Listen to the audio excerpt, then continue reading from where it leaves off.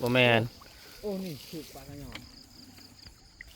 ใช่ปลากระยอนนี่เลยโอ้ใหญ่อีหลีเนาะใหญ่โอ้คักวันนี้แต่ว่าคือไม่สลับนี่แหละ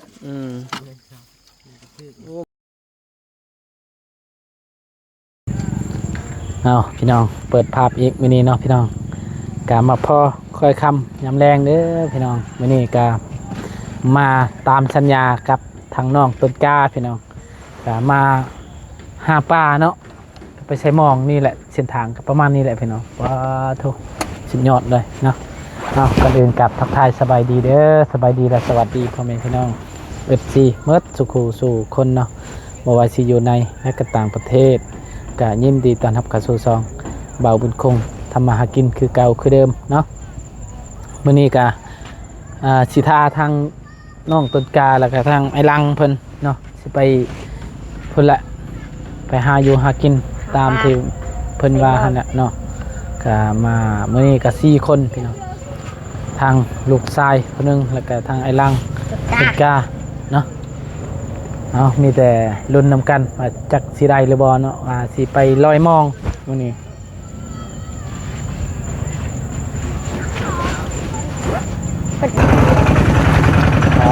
ทุก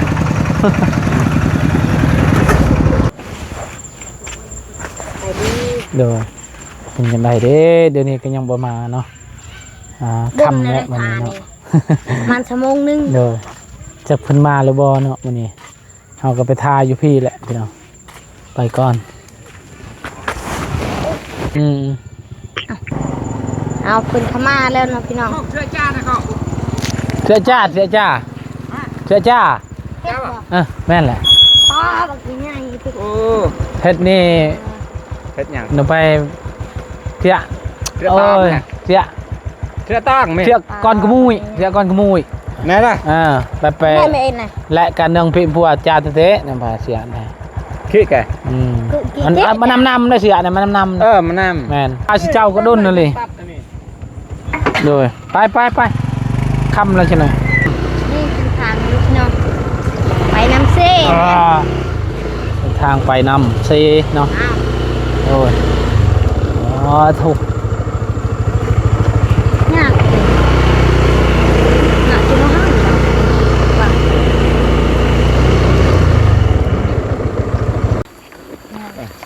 งดับเซ่ถูกเนาะนำก็ลงแล้ววันนี้เนาะมาอีกรอบนี้พี่น้องมาถ่ายหลังจนค่ำให้เปื่อยกระดอนตัวบนดึงกระตกให้เปื่อยกระดอนอะไรจุดเลยกระดอนให้เตะกระดอนเอาเหือบ่ไปทางเหือเลยเหือเนี่ยก็ค้นแน่หรอวะพักนั่นก็เหือพักนี่ก็ค้นฮะดิบ่ขี่เหือหมดเขาแชร์นั่นได้เตะลอยมวงเตะลอยมวงก็หาตีนี่ตีนี่ไปเขี่ยวไปมันคำจะไหนไป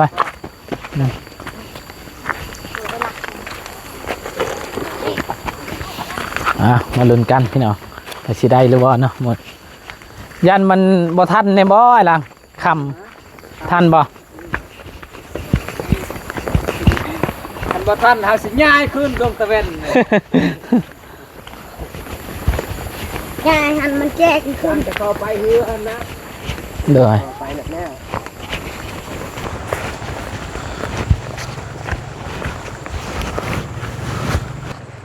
เป็นไรเมื่อยบ่สบายดีเด้อสบายดีเด้อบ่เคยไปเลยบ่ไปมื้อนี้ครั้งที่3เลยเคยไปแล้วแสดงว่าเคยไปแล้วโดยไปนำไอ้ลังแม่นไป2เทื่อแล้วได้บ่ซั่นน่ะมันก็เทื่อนึงน่ะโอ้ไปเห็นเรือเลยแล้วก็เมื่อค่ำๆไปเมื่อเว้นเรือแล้วก็ไปครั้งที่2น่ะเห็นเรือแล้วก็รอแล้วก็ได้อยู่ทางไอ้ลังเบิ่งเลยตอนเช้าลังไปยามได้อยู่ไปมื้อนี้ก็ห้ามเหือพุ่นแหละเหืออยู่เทิงพุ่นแหละพูดกากอยู่ทางไอ้ลังเพิ่นโอ้เหือเพิ่นนี่เนาะโตข้าเจ้าห้ามตอนนั้นพี่น้อง โอ้พายเรืออยู่เทิงนี่บ่โถพุทธะนำพี่น้อง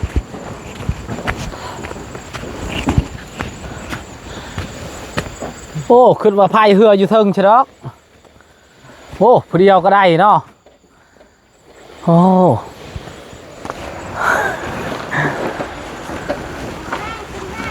แห้งๆไว้ปะ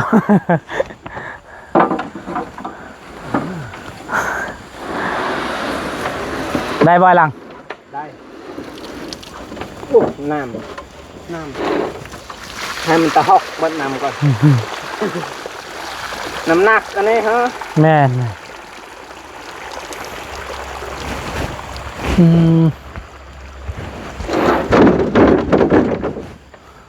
เขาชิลอยอยู่ใช่มองขาดเลย ลอยขาดโอเค จวดชาแล้วบ่ ขามันนา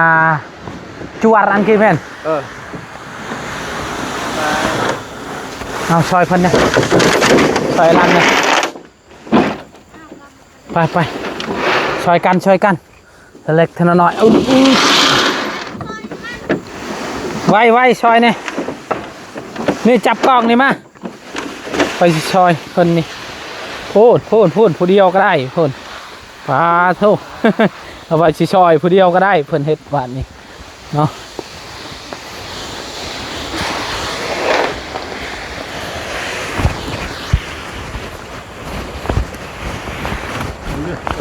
มันพายเฮาบ่มีได้ลังอ้าวมันสิพายใช้ย่างโอ้ยเหือยากได้นำแบบนี้ก็ยากเลี้ยวขึ้นเหือ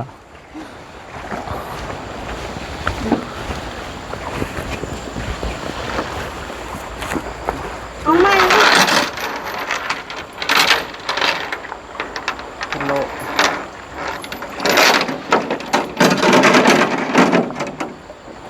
เกือบเอาปะอยู่ในน้อยลังเนาะ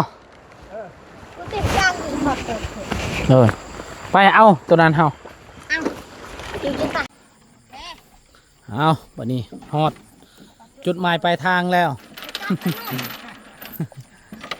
กำลังสิเอามอง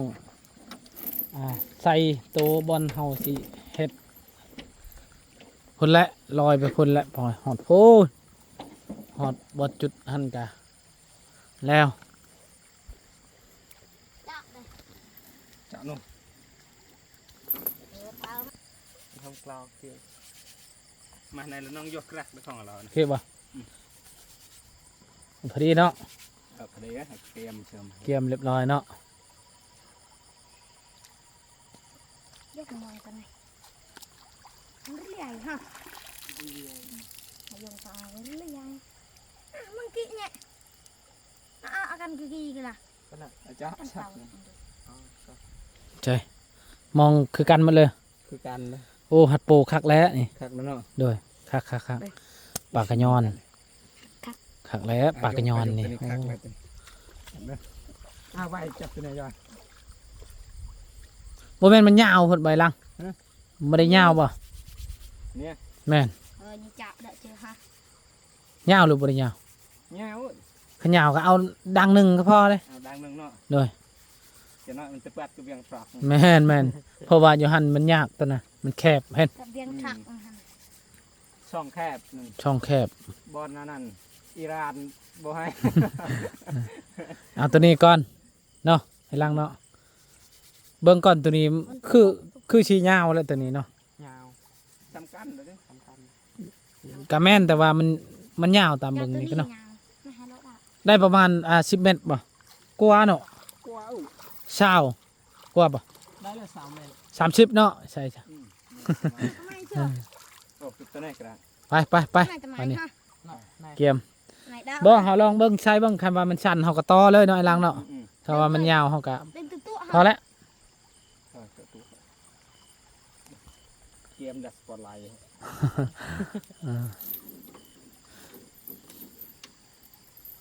มืดสักหน่อยโอ้ออกแล้ว อ้าวพอดีเลยนี่เกียมเด้ เกมเลยเนาะ เลย ผู้ใหญ่จะได้แข่งไหนก็โยนเยอะ ได้ป่ะตัวมันไปป่ะ กระเป๋ามันระดับเท่ แม่น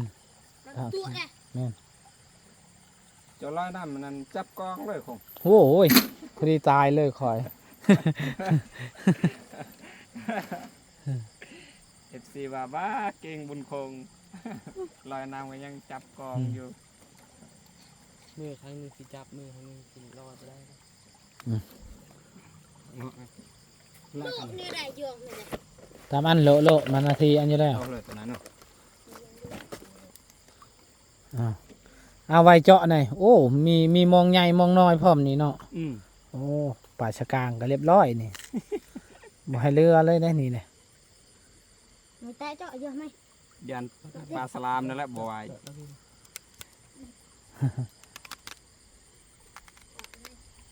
ใส่อยู่น้ำเลยเป็นยัง ใส่อยูน้ำเลย เด้อพุ่นขึ้นเทิงพุ่นละไปพุ่นเลยนะ เดิกเลยกันสิ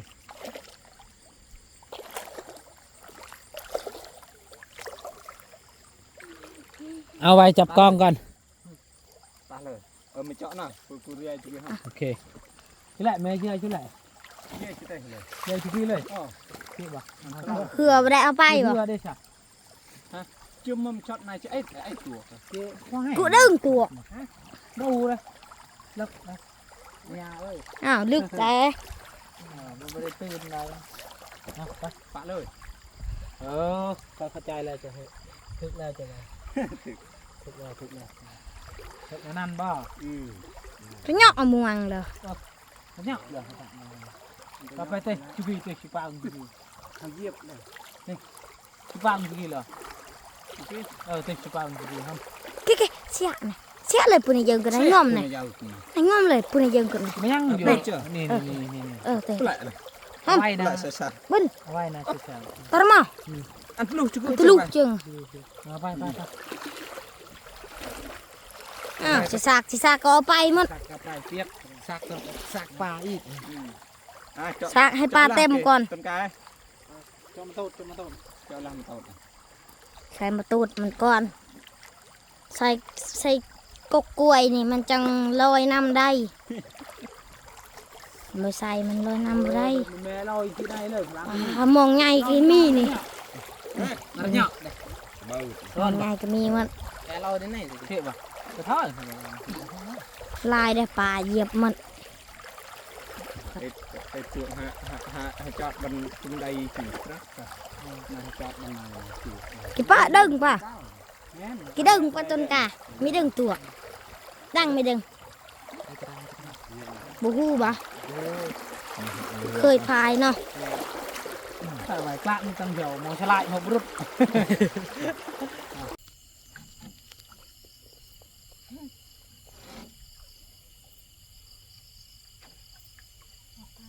ใส่หม้อ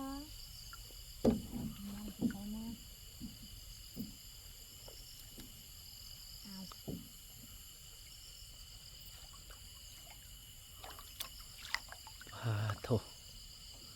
จะเป็นหากินแล้ววันนี้คำมืดตาแล้ววันนี้เนาะ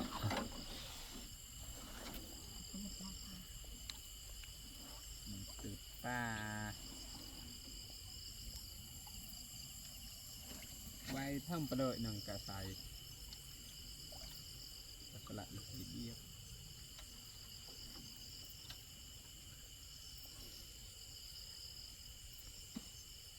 ลุ้นดับเลยบ้านเลยเอา เสร็จอะไรเลย อะไรนะเดียวเลย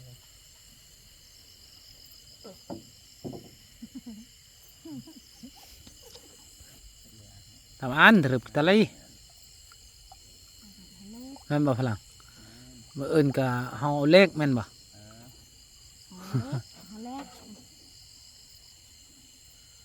ปันนั้นนำลงอีกมื่ออื่นนี่ก็เห็นแต่มองเฮาอยู่ทึงนี่แหละ จวดจะมาบุกเลย ก็นำลงนี่ก็สิเห็นผู้เอิงเลิงอยู่มื่ออื่นนี่ นกนี่ค่ะมันจะมอง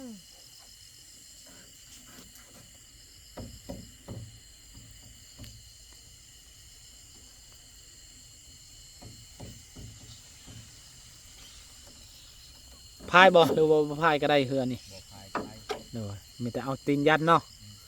อ๋อ แล้วตะการแน่ๆคันเบิ้นปะนังโอ้เบิ้นมัดตาแล้วกะม่วน บ่ครั้งเฮา เด้ โอ้โดยคักเนาะคันมีแฮเนาะ วันนี้ ควางแฮคั วั ก นแห่ มีแฮนั่นโอ้คักเด้อของว่า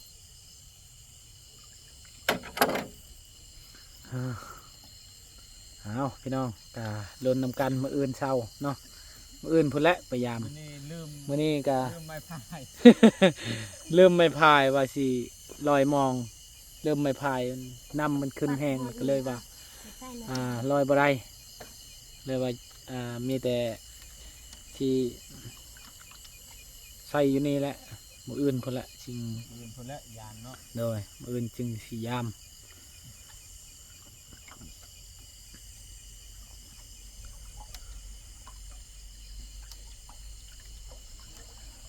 ไม่ย่างไว้ทุกแก้วอีกเอาไว้ทุกแก้วอีก โอ้แมงไม้ก็ไล่โพดตอนคำๆนี่ ทลายเป็นทลาย โมหะมานำคือเราไปแต่แรก สุดแรก หรือตะโกนเปรี้ยมหวัง กี่เลือดอ่ะ เบิ้ลจะเสียทำ ตา มา ตา ละ มละแน่ในตาตามนังม่วงตาปุจุ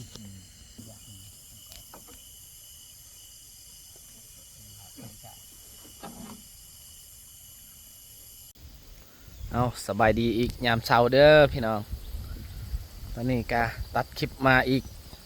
ยามเช้าๆมื้อนี้ เอาสบายดีอีกโดยไป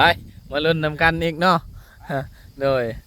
เมื่อวานนี่ไปกับบริถือไม้พายมา มื้อนี้เฮาก็โอ้บ่ได้แล้ววะไป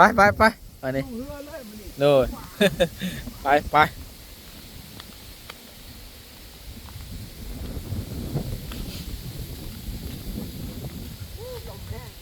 โดยโอ้ดำลุงไล่ได้ไอ้หลังเลย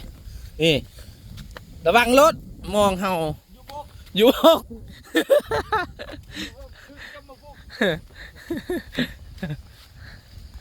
เบะไม่บายเลยได้บางเถื่อเลยว่าแล้วบ่ใช่นะอยู่บกอลีนะนำลงนะมันบ่ขึ้นดอกนะมีแต่ลงไปพี่น้องโอ้ย น้ำปัก น้ำปักอะไรเว้ยต้นกาเกือบโอ้ยเกือบตัวสับเกือบอ้าวมาต้นกามาตาย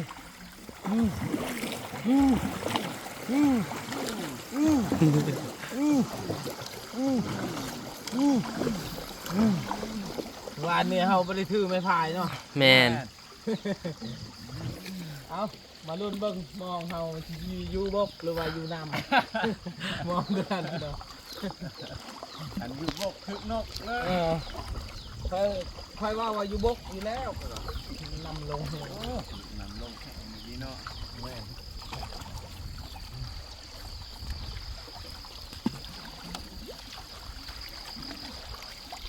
เหนื่อยไว้ก็ไว้นะเมื่อเรียนอ่ะ ก็จะไปได้เชยเนาะวันนี้บ่มีไม้พายไปได้เชยยอมแล้ว เอาไม่พายอยู่หวาน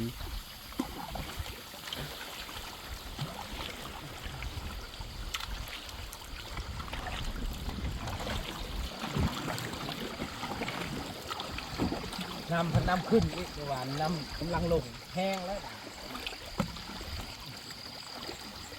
โอ้ย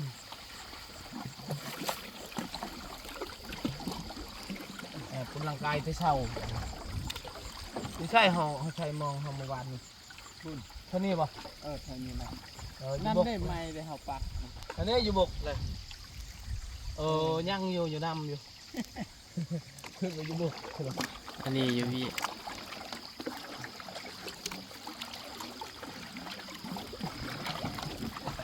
เจ๊ มันจับตาเสียของมัน ต่อ เราแต่มันกระดอกเล็กๆลึกเสียลูก เท่ป่ะ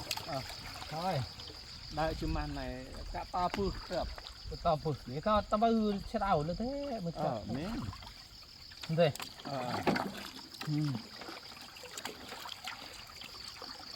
แหละมัวไหนกัน ไม่ตัวไหน บ่ข้อง บูคือกัน น่ะเดียดเลย ว่านำเอาไปเลยเฮ้ย ปากกายว่าหิจะว่า คือปากไก่เปลวๆครับ อ้าวน่ะเดียดเลยล่ะ เบียดลุกเลยลัง ตางัวกันจะเต้าเดา เฮ้ยเดี๋ยวไอ้ โอ้ตี พูนเฮ็ดให้คอยตกใจแล้วล่ะ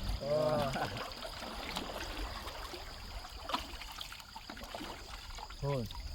มันสิไปใช้เล่ป่าแดง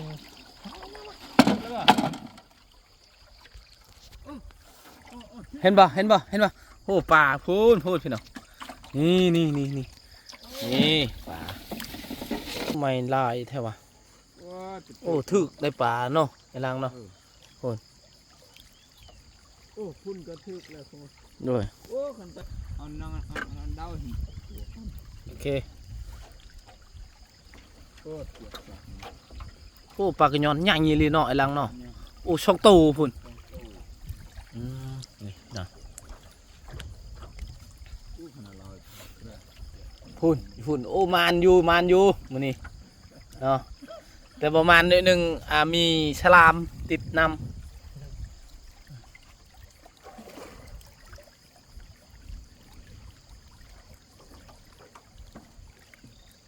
เป็นเล็กอ่ะ นั่นได้ฮือไปพุ่นเลยเป็นยังหรือว่าเอาเตยพุ่นมาพี่บ่ไอ้ลังเนาะ เอาก็คือไปเป็นเลย เอาเตยพุ่นขึ้นมาพี่นั่นได้เจ้าว่า เอาไปเป็นลงเลย เอาตัวนี้ลงไปพุ่นเลยโอเคเนาะป่าลายได้นี่เด้พอเห็นแล้วป่าอยู่ข้างในลังคักอยู่แบบนี้โอ้ยเนาะ มาเนาะเป็นการเนาะ มันเอา กล้าไป จำเจลละแล้วเหมือนได้ ขอบคุณพระเจ้าพระเจ้าซอยพระเจ้าซอยขั้นบ่ได้ไปหากินมันก็บ่ได้คือกันทันแล้วเอาพากินบ่ได้ก็คือกัน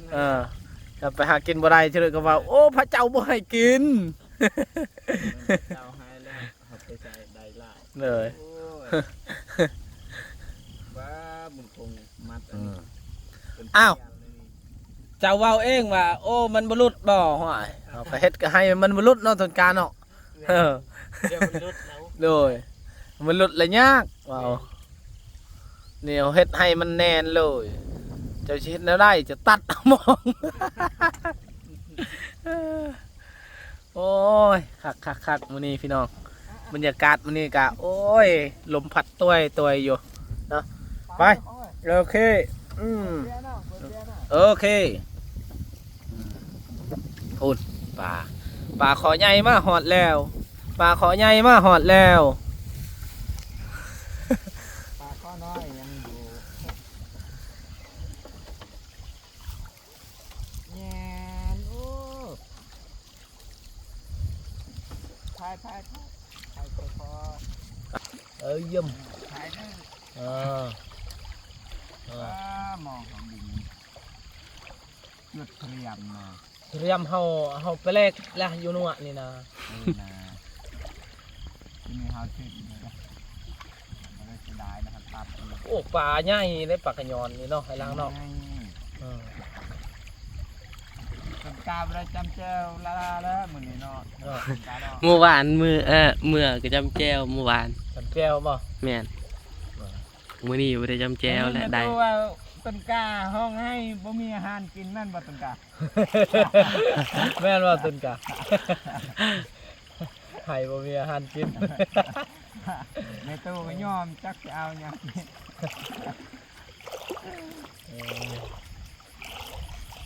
โอ้ถึกเนาะคึกคักๆกว่านี้ มันได้แห่โอ้คักแบบมันตรงอ่ะ พูนเพิ่นมันได้กระเดวอยู่นะ เนี่ย ปลาย่างเลยฮะ บ่จัก ปลาตัวมันบินอยู่ถึงปลาปากมันใหญ่ปากนั่นเนาะปากกว้างปากกว้างนะ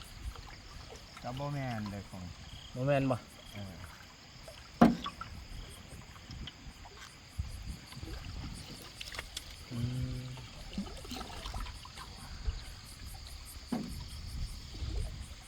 บ่ต้องห่วงคันว่ามีไม้พายบ่ต้องห่วงเขาพายบ่มีไม้พายเมื่อวานนี่โอ้ยอมแล้ว เนาะ เอ้าคือบ่ถึกหลายหน่อยล่ะได้จักโต4 5โต6โต โอ้นั่นตัวหนึงนะ 6โตโอ้มันเป็นอะไรวะหรือว่า เป็นน้ำเชียมเฮานี่ละ บ่ปานได้ตัวนี้ บ่ปานใดนำแบบว่านำบ่ได้คุณปานใดนะผมเลย เฮ็ดให้มันอันนั้นบ่คือเจ้าเฮ็ดตอนนั้นเนาะ นี่ ลองเบิ่งอยู่พุ่นก่อนพี่น้องเบิ่งอีกอยู่พุ่นเพราะว่า คันว่านำคุณนี่มันลอยหมดเชิงนี่ อันนี้เฮาเฮ็ดให้มันลอยเด้มันพู่นะพี่น้อง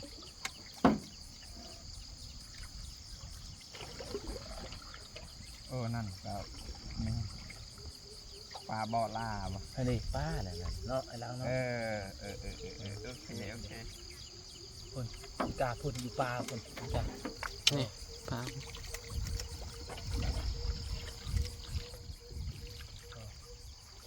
คันนำคุณนี่โอ้คือว่าสิได้หลายได้พง เออ ได้บักห เฮ้ย ลายๆลูก แม่นมองเฮาไปแล้วบ่ไอ้ลัง ฮะ มองเฮาไปบ่ ไป ก็เห็นนี่มองไปอยู่หลุมจะถึกไม้ได้จังได๋แม่นบ่ แน่ โอ้ปลาคักอะลีพุ่นปลาใหญ่อีหลี โอ้ปลากระยอน ปลากระย่อนเห็นดิค่อยฮู้แล้วค่อยว่านำมันเอาไปแล้วมองเขาแม่นบ่ล่ะ แม่ อืม พ่อ ฮะ บ่ค่อย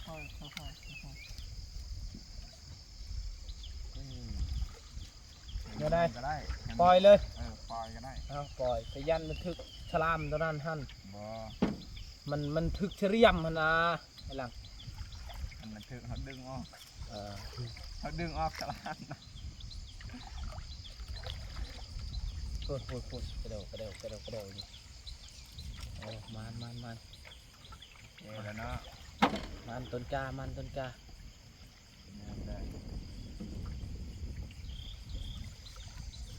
ี่ยคือโอ้เนี่ย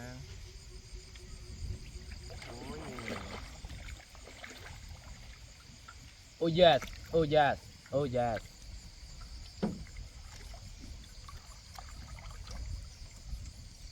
เลยมันจะทึก เด็กนะนึง มันจะ เด็ ทึ ก ก ไอ้ทิ้งเด็ก มันจะทึกเฉรียมแล้วไอ้ทิ้งซอยกูแน่ไอ้ทิ้งมันปนลุ่นแล้วอยู่หันเห็นบ่ โอ้ โอ้ ย ยบ่ได้แล้วอยู่หันเนาะ อันตรายเชื่อตะกี้ เออ หน้าฮาวาก แม่น ว้าว เชื่อนดาวักนั่นตะกี้ ทึกแล้วบ่ค่อยดึงนี่ ถึกแล้วโอ้เยี่ยมหอยเลยนะของ เออยันเฮ้ยเหรอทึกหลักเนี่ย พลาดเชื่อหน้า พลาด ฮาวาก ดาวดัง ฮะ อันพลาดเลยเชื่อมองเชื่ออาบากเชื่อ เน่ยามันแปลงขึ้นมาเลยเนี่ย เชื่อเชื่อกันมา นี่วิทย์แล้วเห็นไหมล่ะ เอ้ยเชื่อตัวดิ โอ้เนาะป้า จะ ทึก ไปอะไรเนี่ยเลย ป้าทึกอยู่ป้า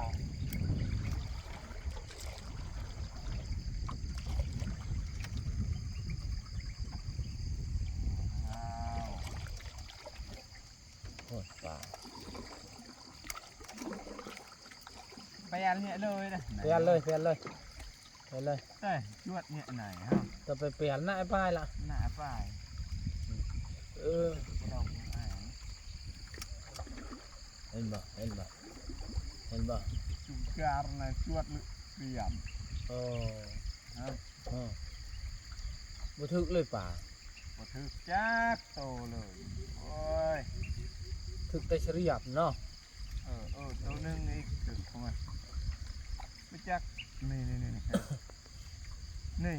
โอ้ตัวหนึง เอ้ยไปอะนี่ เด็กตัวหนึงเลยปลาสกางบ่ ปลาสกางตากแม่น แม่นบ่ แม่น ลูกมันเนาะ ลูกมันแล้ว ได้ตัวเดียวแล้ว โอ้ลูกแล้วพื้นเป็น มองมันอยู่เทึงเด้อ นี่ลูกแดง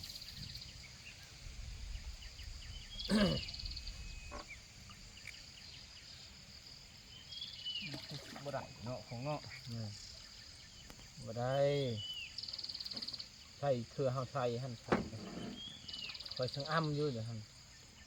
อันนี้คอยช่างแง่นนะ แมนความของว่าโอ้ยเซ็ตเลยดังค่อยๆค่อยๆ เอาคอยก็ได้ไม่ยากป่ะ โอ้ยบ่ได้เลยดังอันนี้ บ่ได้เนาะ บ่ได้เลย บ่ได้แหละอยู่บกมึงมาอยู่บกช่องมันอยู่แคมโพดปะน้อย ค่อยๆนะค่อยๆเด้อค่อย โอ้ ๆนี่ ปลาข้อ โอ้ ปลาคอใหญ่ปลาคอน้อยนะมันใหญ่แล้วโอเคป่ะ แม่นโอเค เอาพี่น้องตอนนี้ก็สิขอจบคลิปเนาะปิดคลิปไปเพียงสำนีก่อนพอให้พี่น้อง14มัดสักครู่สุขคนที่ตามแล้วครับชมขอบคุณเนาะครับคลิปนี้ไปแล้วเด้อ